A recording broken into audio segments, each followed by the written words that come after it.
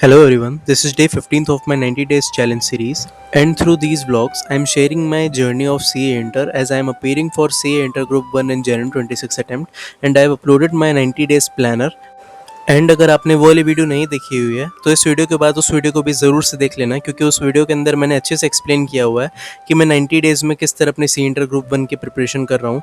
मेरा C inter group 2 जो है ऑलरेडी क्लियर हो चुका है। और इस व्लॉग के एंड में मैंने एचआरए को एक्सप्लेन किया हुआ है, हाउस रेंट अलाउंस को। मैं हर ब्लॉग के अंदर अब से लास्ट के अंदर एक एक टॉपिक को एक्सप्लेन करूँगा, जिससे आपका भी रिवीजन हो जाएगा और मेरा भी रिवीजन हो जाएगा। और अगर तुम फाउंडेशन के हो तो तुमको नॉलेज मिल जाएगी, और अगर फाइनल के हो तो रिवीजन हो जाएगा। तो अब ब्लॉग को स्टार्ट करते हैं। मेरा ये प्लानर है, मैं बस ऊपर से दिखा रहा हूँ, अपने टारगेट्स को भी दिखा रहा हूँ। मैंने अभी तक कितने टाइम के अचीव कर लिए थे, और बीच में मैंने इस प्लानर को चेंज भी किया था। ओल्ड प्लानर भी मेरा अपलोडेड है और न्यू प्लानर भी मेरा अपलोडेड है, और मैंने न्यू वाली की डिस्क्रिप्शन में अपने लिंक लगाई हुई है। आप प्लेलिस्ट के अंदर भी जाके आप लोग देख सकते हो। उसके बाद फिर मेरा जो 9 अक्टूबर का जो टारगेट था आज का, तो मैंने एडवांस अकाउंट से अपनी शुरुआत की थी। मेरा शेड्यूल 3 का चैप्टर चल रहा था, तो इस चैप्टर की भी मैंने 3 क्लासेस कंप्लीट करके इस चैप्टर को आज कंप्लीट कर लिया। तो काफ़ी अच्छा लगा ये वाला चैप्टर। और पहले भी हम लोग ने पढ़ा हुआ रहता है, बट इतनी डिटेल में हम लोग नहीं पढ़ते हैं इसको 11 12 वगैरह में। तो इंटर में तो काफ़ी अच्छे से इसमें हो गया। उसके बाद फिर मैं इनकम टैक्स से स्टार्ट करता हूँ। इनकम टैक्स का मेरे को रिवीजन करना था, सैलरी चैप्टर का। और फिर इनकम टैक्स का रिवीजन कंप्लीट करने के बाद मैं जाता हूँ लॉ अपना स्टार्ट करता हूँ। पहले टिक कर लेता हूँ, और उसके बाद फिर मेरा लॉ का फेमा वाला चैप्टर मेरा चल रहा है, जो कि मैं अपना ट्रांजिशन बैच से देख रहा हूँ यूट्यूब पे फ्री में। और चार्ट्स मैंने ऑर्डर किए हुए और क्वेश्चन बैंक भी मैंने ऑर्डर किया हुआ है, तो उसके थ्रू मैं अपना लॉ का फेमा कंप्लीट कर लेता हूँ। फेमा को कंप्लीट करने में मुझे 5 दिन लगने वाले हैं। हर दिन मैं 3 आवर्स के लेक्चर देख रहा हूँ, और साथ साथ में मैं चार्ट भी रीडिंग कर रहा हूँ, तो मेरा ये कंप्लीट हो जाएगा। उसके बाद फिर मैं नेक्स्ट डे के टारगेट्स को भी लिख लेता हूँ आज के दिन ही। तो अब स्टार्ट करते हैं एचआरए से। वैसे मैं अपने नोट्स को टेलीग्राम चैनल पे शेयर कर दूंगा, तो अगर आपने टेलीग्राम चैनल ज्वाइन नहीं किया है तो ज़रूर से ज्वाइन कर लेना, और नोट्स अगर पसंद है तो वहाँ से आप लोग ले सकते हो। तो मैं अब एक्सप्लेन करता हूँ एचआरए को। हाउस रेंट अलाउंस, इसकी जो एग्जाम्पशन है वो सेक्शन 10 क्लॉज 13A के अंदर दी हुई है। ये अलाउंस जो होता है हम लोग का सैलरी का एक कंपोनेंट होता है, जो हम लोग को सैलरी मिलती है उसका एक पार्ट होता है।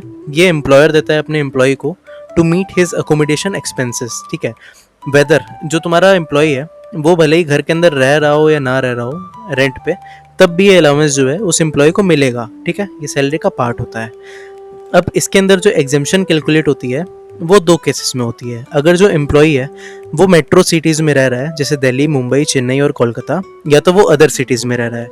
अगर वो मेट्रो सिटीज़ में है, ये 4 सिटीज़ अगर आपके क्वेश्चन में दी हुई है, तभी आप लोग जो है ये वाला फॉर्मूला लगाओगे। इसके अंदर जो है लीस्ट ऑफ 3 को हम लोग एग्जेम्प्ट करते हैं, जो एचआरए आपको एक्चुअली रिसीव हुआ है, फिर rent paid minus 10% of salary, या तो 50% ऑफ सैलरी। इन तीनों अमाउंट्स का जो लीस्ट रहेगा हम लोग उसको एग्जेम्प्ट कर देते हैं। और जो सैलरी की कंप्यूटेशन होती है ना, वो अलग होती है। इस सैलरी के अंदर जो है हम लोग बेसिक सैलरी को लेते हैं और डीएनएस अलाउंस को लेते हैं, जो कंसिडर होता है आपके रिटायरमेंट बेनिफिट्स के लिए, और कमीशन को ऐड करते हैं, जो कि आपका परसेंटेज ऑफ टर्नओवर पे बेस्ड रहता है। फ्लैट कमीशन की बात नहीं हो रही, परसेंटेज ऑफ टर्नओवर पे जो आपका बेस्ड कमीशन रहता है, सिर्फ उसी को ऐड करते हैं। तो इससे हम लोग की सैलरी निकल जाती है, और इसी सैलरी को हम लोग यूज़ करते हैं।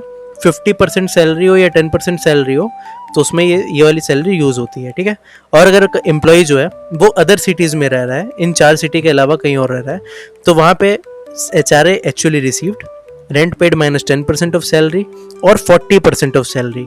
यहाँ पे 40% ऑफ सैलरी इसलिए दिया हुआ है क्योंकि मेट्रो सिटी नहीं है, तो उसका खर्चा भी कम होगा, तो इस वजह से यहाँ पे 50 की जगह 40% है। तो आप लोग इस तरह से याद कर सकते हो। ठीक है, और जो एचआरए की कैलकुलेशन होती है ना, वो हम लोग सिर्फ उसी पार्ट ऑफ ईयर की कैलकुलेशन करते हैं जब रेंटल अकोमोडेशन हम लोग एक्चुअली में लेते हैं।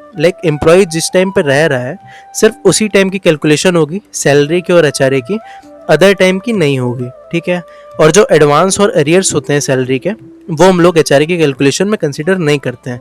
और यहाँ पे प्लेस ऑफ रेसिडेंस मैटर करता है, ना कि उसका प्लेस ऑफ ऑफिस। ठीक है, बाकी अगर कोई डाउट हो तो कमेंट सेक्शन में पूछ सकते हो, और अगर वीडियो पसंद आई हो तो वीडियो को लाइक करना और चैनल को सब्सक्राइब कर लेना। ऐसी वीडियोस रेगुलरली आती रहेंगी।